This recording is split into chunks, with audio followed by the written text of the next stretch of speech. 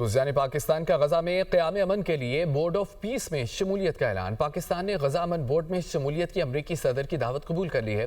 ترجمان دفتر خارجہ کا کہنا ہے کہ پاکستان غزہ میں امن کوششوں کے حصے کے طور پر بورڈ آف پیس میں شمولیت اختیار کرے گا۔